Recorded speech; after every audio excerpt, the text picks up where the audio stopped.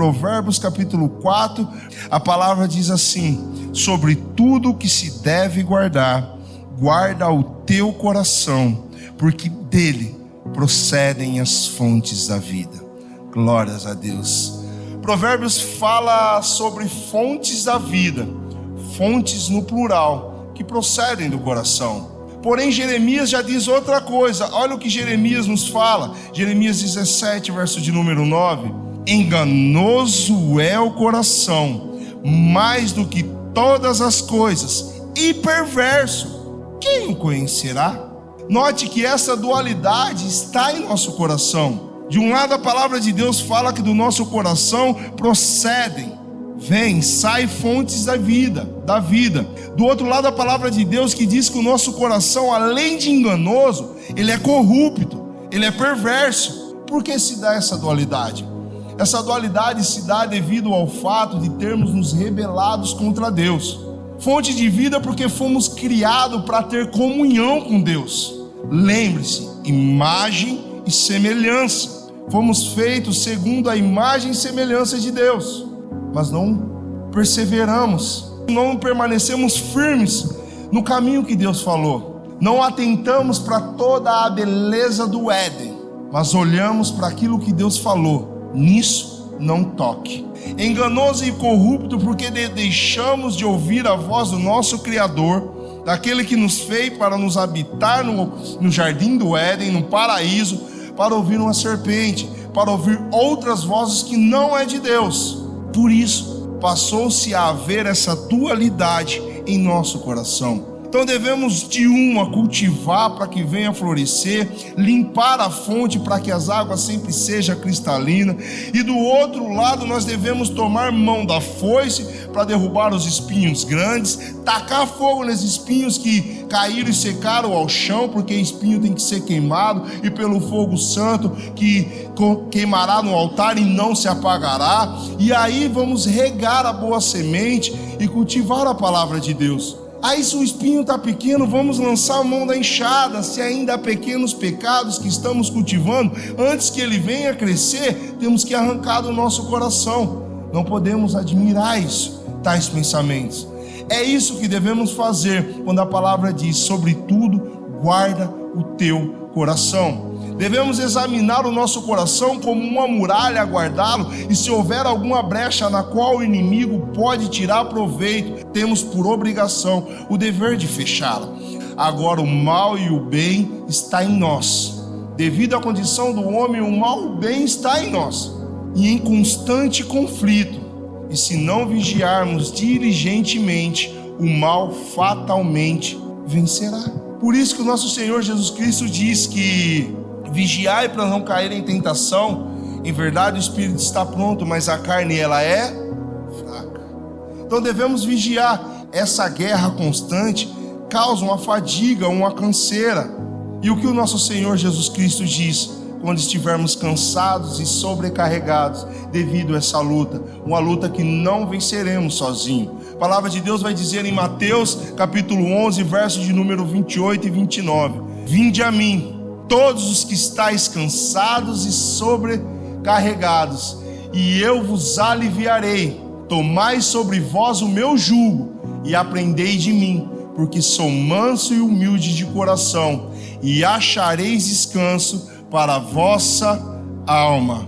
Glórias a Deus, aleluias. Então o nosso Senhor, Ele nos chama, Ele sabe daquilo que precisamos e está disposto a nos entregar o alívio que tanto necessitamos, o descanso que tanto precisamos. Essa luta, ela não deve ser nossa, igreja. Devemos tomar a nossa cruz e carregar. Mas essa culpa já foi levada por Cristo Jesus na cruz do Calvário. O que nós devemos carregar é o jugo do nosso Senhor. E o jugo é os ensinamentos. Por isso que Ele diz: aprendei de mim, que sou manso e humilde de coração. Se bebemos da água que o Senhor nos dá, aleluia, a promessa é que ela fará fontes que saltam para a vida eterna. Essa é a promessa. Não é somente fontes de vida, mas é fontes que saltam para a vida eterna. Glórias a Deus. Das inúmeras qualidades, igreja, que o Senhor Jesus, Ele tem por excelência, Ele mesmo destaca somente 2. E esses 2 precisamos aprender a ter humildade e mansidão. Sem mansidão e sem humildade, nunca encontraremos o alívio e o descanso, e andaremos continuamente cansados e sobrecarregados. Para aprendermos de Cristo, vamos lá, primeiro, para aprendermos de Cristo, temos inicialmente que tomar o jugo, isso é, assumirmos a condição de servo. O jugo ele era colocado tanto nos lombos dos bois para puxar o arado, mas era colocado também no servo, para demarcar o escravo. Mas temos que tomar por nós mesmos. Assim se faz o escravo da orelha furada, que depois de um tempo habitando na casa do seu senhor, quando vem o período da liberdade, ele fala: não há nada no mundo para mim, eu quero continuar te servindo, de livre e espontânea vontade. E a Bíblia fala que tem uma lei quando o escravo ele quer continuar servindo, porque há um tempo determinado para todas as coisas, até mesmo para o período de escravidão Deus já deixou determinado. Aí o seu dono toma esse escravo, pega a ponta e fura a orelha, e passa a ser o escravo da orelha furada. Ali ele testifica e testemunha para o mundo todo que ele está servindo de boa vontade, e assim deve ser a nossa vida. Não devemos nos envergonhar de ser cristão, mas devemos sim ter orgulho, porque servimos o maior de todos os palácios, servimos ao maior de todos os senhores, servimos ao Deus vivo que guarda e protege. Se por um lado o servo tinha condição de auxiliar e servir o seu senhor tinha o dever de proteger e alimentar o servo. E é isso que o nosso Senhor quer fazer na manhã de hoje: assumir a responsabilidade de nos vestir, de nos alimentar, de nos proteger, de nos livrar e de nos guardar. Ai daquele que intentar mal a um dos pequeninos do Senhor. Essa é a condição que devemos tomar nessa manhã: tomar o jugo de Cristo e aprender dele. Glórias a Deus. Aprendemos de Cristo quando meditamos nele.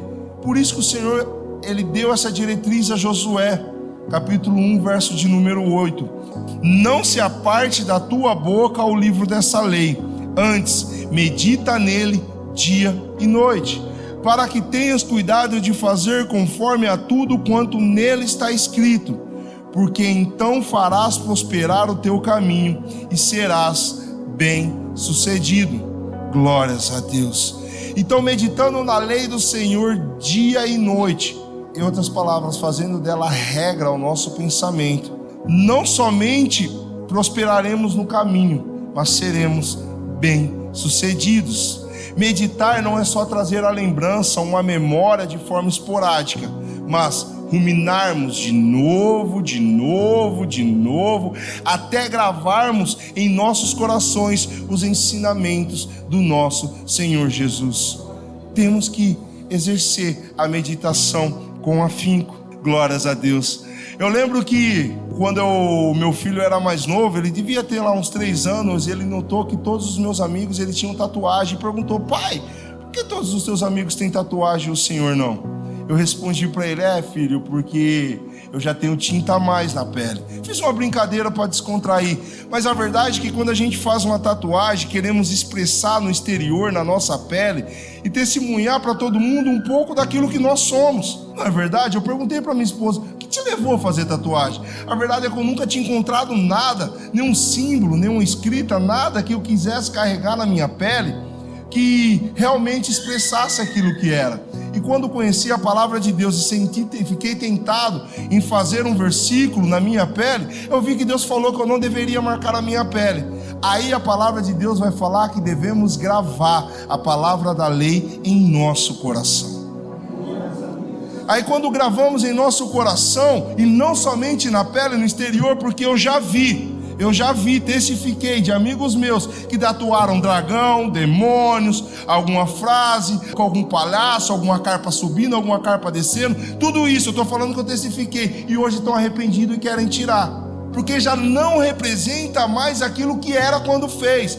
E graças a Deus, nós seres humanos estamos em constante mudança, estamos crescendo, ou para bem ou para mal. Já não temos o mesmo pensamento do menininho de 5 anos, do mesmo adolescente de 15 anos, nem de quando éramos um jovem de 20 anos atrás. Não.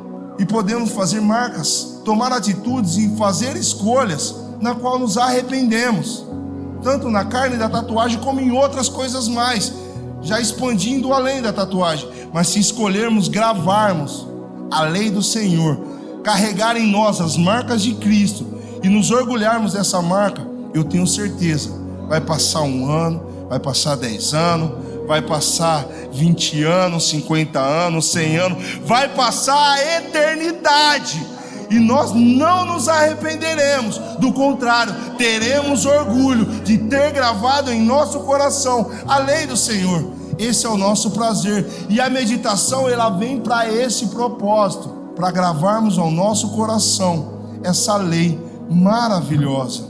Glórias a Deus. Aí vamos, já que aprendemos de Cristo, estamos gravando, o que é humildade?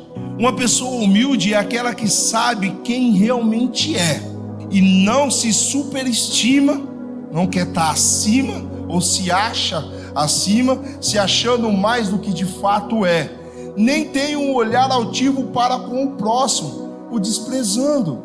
Glórias a Deus. Então, se eu estou na condição humilde, eu não quero me achar-se mais daquilo que sou, ou se Deus colocou numa posição elevada nessa terra de viventes, Ele também não pode se achar melhor daquele que porventura está. Esse é o propósito do Senhor. Isso é a verdadeira humildade. Estamos médicos, estamos empregada doméstica, estamos gerentes de banco, estamos engenheiro, estamos enfermeiro, estamos trabalhador rural, mas não é isso que somos. O que somos verdadeiros adoradores do nosso Senhor.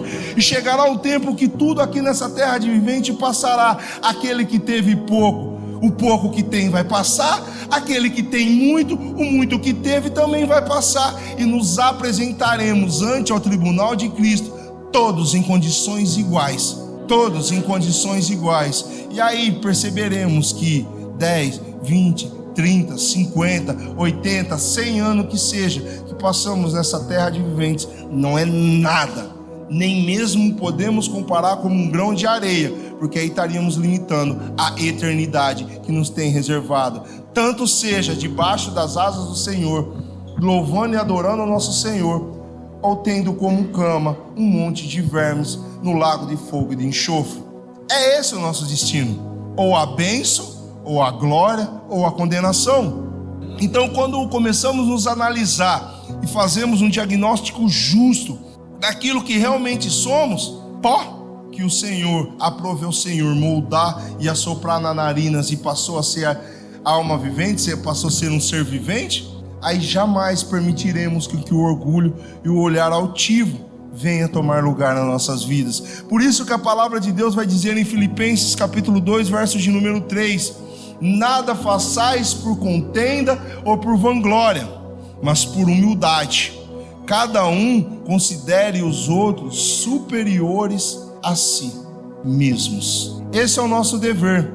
Ninguém é melhor do que ninguém, essa é uma verdade. Mas temos que tratar e partir da premissa que o outro é superior a nós, porque assim estaremos levantando uma muralha contra o orgulho e exercendo a humildade. Glórias a Deus. Porque temos que tomar cuidado, igreja. A verdadeira humildade, ela deve ser encontrada no coração do cristão. A verdadeira humildade está situada no coração do cristão. Humildade que é encontrada no exterior, no rosto, na conversa, na vestimenta, atende por hipocrisia. Glórias a Deus.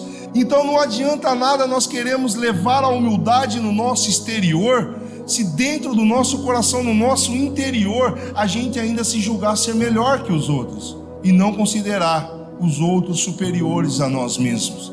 Glórias a Deus, aleluia. Por isso 1 Pedro capítulo 5, verso de número 5, a parte B diz assim, e sede todos sujeitos uns aos outros e revestivos de humildade. Então primeiro a humildade no coração, depois a humildade vem para o exterior, porque Deus resiste aos soberbos, mas dá graça aos humildes. Glórias a Deus. E Salmo 138, verso de número 6. Ainda que o Senhor é excelso, contudo, atenta para o humilde, mas ao soberbo conhece-o de longe. Glórias a Deus. O Senhor que é excelso, o Senhor que é Deus, Ele atenta para o humilde, mas ao soberbo Ele mantém distância. Glórias a Deus. Por isso a humildade ela é tão importante em nossos corações. Devemos ser humildes primeiro, para fazer a autoanálise, quando a palavra de Deus diz: examine-se o homem a si mesmo. Essa autoanálise ela tem que ser feita com humildade e com verdade, e depois para com o nosso próximo. Aí a palavra vai continuar, Provérbios 22, 4. Olha só, porque é bom ser humilde. O galardão da humildade e do temor do Senhor é riquezas e honra e vida. Glórias a Deus. Aleluia. Se eu quiser ter humildade para que eu possa alcançar riqueza e honra e vida, isso já não é humildade. Antes de mais nada, o nosso foco tem que estar voltado em adquirirmos humildade. E quando adquirimos a humildade do Senhor, a humildade que Cristo é, a humildade verdadeira, não a humildade hipócrita, que é só no exterior, aí o Senhor nos honra. Aí aquele que é o dono do ouro e da prata, Ele providencia tudo aquilo que nós venhamos a necessitar nessa terra de viventes, para que andemos sempre descansados, aliviados e não cansados e sobrecarregados. Eis a importância da humildade. Glórias a Deus. A verdade é que vivemos um mundo totalmente oposto a isso. Ser humilde não é o que é pregado no mundo de redes sociais. Do contrário, vivemos na era da ostentação. Ainda que não tenhamos, temos que mostrar que temos. Temos que nos expor. Não importa se a roupa é pirata, tem que estar a marca lá. Não importa se o carro é alugado, eu tenho que tirar uma foto dentro dele. Esse é o mundo que vivemos hoje em dia. Essa é a verdade, mas o que o Senhor nos ensina é sobre humildade e mansidão. Glórias a Deus.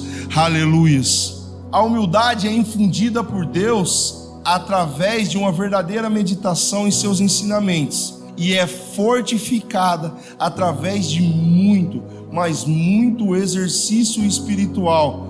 Qual é esse exercício espiritual? Jejum e oração. Se não aprendemos a sujeitar a nossa carne através do jejum, e a nossa mente através da oração, e oração em espírito, em cima daquilo que está escrito, não vamos estar exercitando a humildade, e esse tesouro vai estar escondido em nosso coração, e essa fonte da vida, ela vai estar contaminada, e ainda vai ser corrupto e perverso. Glórias a Deus. E o segundo ponto que o nosso Senhor Jesus Cristo ele nos relata é acerca da sua mansidão. Isso tocou muito. Assim como a verdadeira humildade só pode ser encontrada em Cristo, a mansidão pertence ao fruto do Espírito Santo de Deus. Olha o que está escrito em Gálatas 5. Mas o fruto do Espírito é amor, gozo, paz, longanimidade, benignidade, bondade, fé, mansidão, temperança, domínio próprio. Glórias a Deus. Então a verdadeira mansidão, ela só vem como fruto do Espírito Santo de Deus. Aleluias. Então devemos buscar andar em espírito. Se a mansidão vem do Espírito de Deus, somente o homem espiritual a terá. O homem carnal nunca terá. E devemos tomar cuidado com o antônimo de mansidão, que é ira. Glórias a Deus. A palavra de Deus vai dizer em Tiago capítulo 1, verso de número 20: porque a ira do homem não opera a justiça de Deus. Tiago também 3,13: quem dentre vós é sábio e entendido, mostre pelo seu bom trato e suas obras em mansidão de sabedoria. Eu não posso impor a sabedoria de Deus ao coração de ninguém. Ainda que mansidão é diferente de apatia. Mansidão não tem nada a ver com apatia. Mansidão não tem nada a ver com covardia e com timidez. Há momentos que teremos que ser firmes, sim. O sim ainda continua sendo sim, e o não ainda continua sendo não. Mas para impormos o sim e o não, isso tem que ser feito, essa obra tem que ser feita em mansidão de sabedoria. E essa sabedoria só vem de Deus. E quem quer sabedoria, pede que Deus vou lá dar. Glórias a Deus. Por isso, Gálatas vai dizer que o homem espiritual, ele não vai alcançar nada de Deus, a não ser a concupiscência que leva à morte. O homem carnal não vai alcançar nada de Deus, a não ser a concupiscência que leva à morte. Mas o espiritual vai andar em comunhão com o Espírito Santo de Deus. E a carne e o espírito, novamente, estão sempre combatendo. Sabe qual vai vencer? O homem espiritual, o homem carnal? Aquele que nós alimentarmos. Se nós alimentarmos a carne, fatalmente a carne vai vencer sobre a vontade do nosso espírito, que pertence a Deus e que quer glorificar a Deus. Mas se nós alimentarmos o espírito e crucificarmos a carne, então, aleluia, alcançaremos todas as infinidades de bênçãos que Deus tem para nós, já nessa terra de viventes, e a vida eterna que está por vir. Olha o que diz Gálatas 5, 16 e 17. Digo, porém, andai em espírito, e não cumprireis as concupiscências da carne. Porque a carne cobiça contra o espírito, e o espírito contra a carne, e este opõe-se um ao outro, para que não façais o que quereis. Glórias a Deus. Então o espírito vai querer fazer algo, a carne vai querer fazer outro. Mas aquele que nós alimentarmos, aquele que estiver mais nutrido, com oração, com jejum, com meditação na palavra, aquele a qual nós dermos mais atenção, é o que vai vencer. Glórias a Deus, aleluias. E lembre-se, igreja, sabe-se que algo é bom, vem de Deus, se a nossa carne o rejeita. Se a nossa vontade, e a carne estamos falando aqui não somente sobre as necessidades físicas, mas o desejo, a cobiça, a concupiscência, que é o desejo desenfreado. Então, se estamos desejando desenfreadamente alguma coisa, temos que tomar cuidado. Mas se aquilo não é tão aprazível a ser feito como o jejum, a carne não gosta. Passar 24 horas sem comer e sem beber nada no Yom Kippur, misericórdia. Gosta, não importa quem seja. Não importa se a pessoa está começando na caminhada agora, ou se tem 40, 50, 100 anos na fé. A carne continua não gostando. Continua não gostando. E por isso sabemos que o jejum é bom. A oração, a gente dobrar o joelho e ali estar focado, afinco. Há momentos que a gente está orando ali, principalmente de madrugada, o bocejo já veio. É quando a gente boceja, aí começa a dar um gatilho que começa a pensar em outra coisa, e a gente quer se concentrar na oração, porque a gente quer se humilhar diante de Deus, a gente quer reconhecer que não pode, e o homem a carne quer saber que pode, mas a gente tem que reconhecer que só Deus pode. Temos que nos sujeitar à vontade de Deus para ser uma oração verdadeira. A carne não quer isso, por isso sabemos que a oração é boa, porque a carne é tão má, a concupiscência, o desejo corrupto da carne é tão má, que se ela não gosta da oração, sabemos que a oração é boa.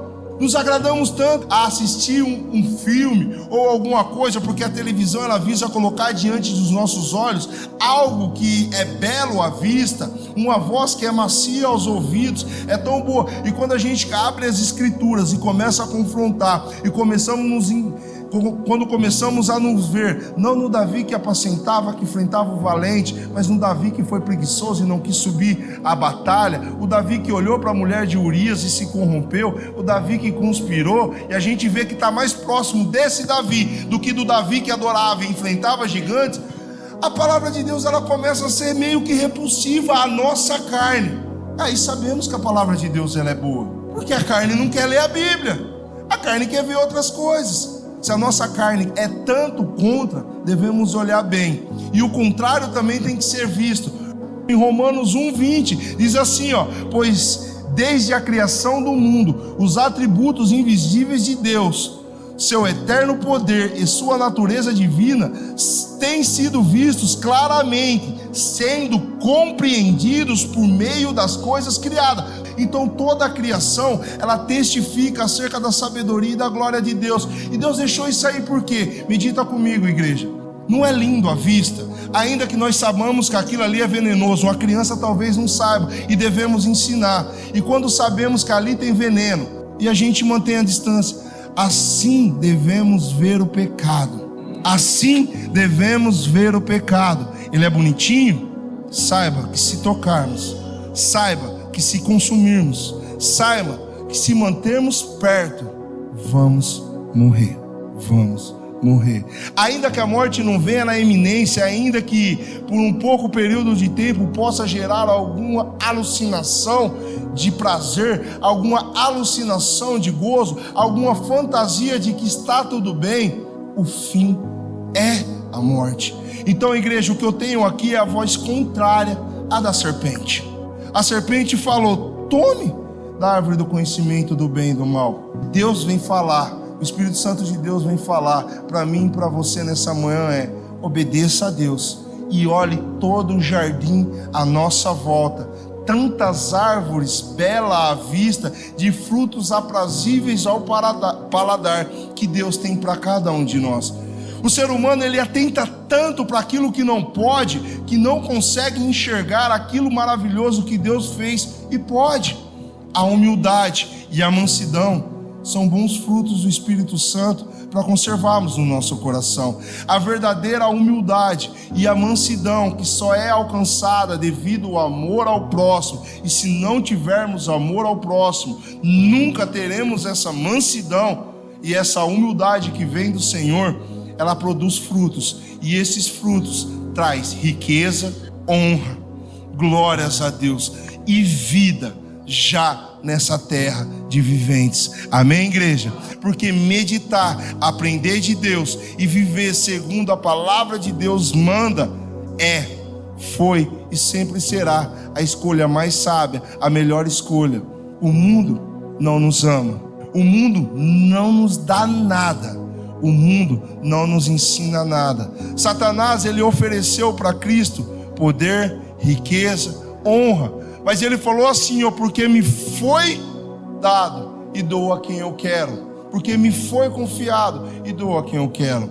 Mas Jesus Cristo virou e falou: apartai-vos de mim, porque adorarás somente o Senhor teu Deus. Está escrito. Glórias a Deus. Então que nós venhamos tomar controle da nossa vida, venhamos novamente tomar esse campo que é o nosso coração e permitir adentrar dentro dele, através daquilo que vemos, através daquilo que ouvimos, somente aquilo que vai fortalecer e alimentar o homem espiritual. Não importa como o mundo vive, o que importa é o que Deus tem para nós. Amém?